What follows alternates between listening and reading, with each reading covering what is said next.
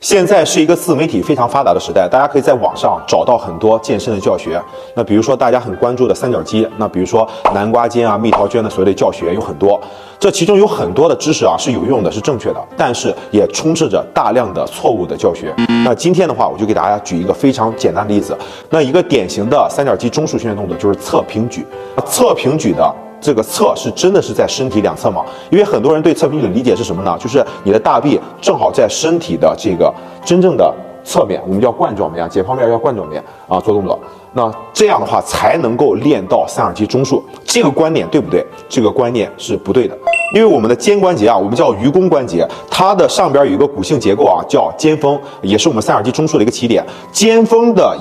它的一个走向啊，它并不是一个水平的，而是一个前高后低的。比如说我现在站着，我的肩峰的走向其实是一个这样斜坡。那大家可以把肩峰啊想象成一个阁楼的一个屋顶，那种斜面的屋顶。那大家想一下，你站在阁楼什么位置的时候，你头顶上的这个空间是更大的？那显而易见啊，是站在这个斜坡最高点的时候啊，你头顶和这个天花板的这个距离是更大的。那同样的啊，我们肩峰下的空隙啊，肯定是要有的。如果你的肩峰下空隙非常小，甚至没有的话，就会容易发生肩峰撞击，出现软骨的一些磨损、肩袖的一些损伤，进而出现肩关节的一些疼痛。那所以说的话，我们怎么样做侧平举才更加安全可靠？那就是在我们的身体的肩胛面做这个侧平举。为什么呢？因为这个时候你的肱骨正好是在我们的这个肩峰下最高的这个点，它保证它下边的空间是更大的。尤其是对于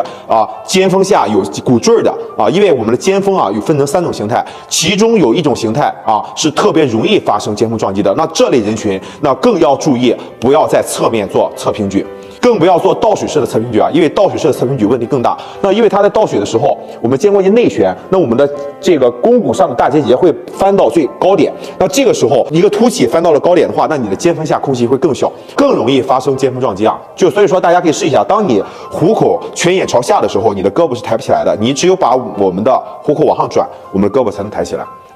那我们的肩胛面是与我们的身体的这个侧面也就是冠状面成一个向前30度左右的夹角。所以说侧平举该怎么做？就是把我们的大臂向斜前方延伸30度这样去做。那我知道很多人有一个疑惑或者是有一个质疑，为什么呢？那虽然你这样内收在肩胛面做这种侧平举的话，虽然避免了肩峰撞击，但是造成了中束受力减小，前束受力的增大会不会出现这样的问题？那其实并不会。为什么呢？其实我们的三角肌、我们的肩关节的走向，它并不是朝向身体两侧，我们本身三角肌中枢，包括你整个肩的一个走向，它就是沿着肩胛面往斜朝前指的。所以说大家可以打消这个顾虑。所以说肩胛面的侧平举第一能够保证我们在更加合理的角度完成运动，避免肩峰撞击、关节软骨的磨损，而且的话，这个才更加符合我们肩关节中枢的一个走向这样的话，中枢才是一个受力最大化的一个状态。如果你已经出现了轻微的软骨损伤，那可以尝试一下红平金奥泰灵，它的氨糖成分是药品级的，吸收率高达99%，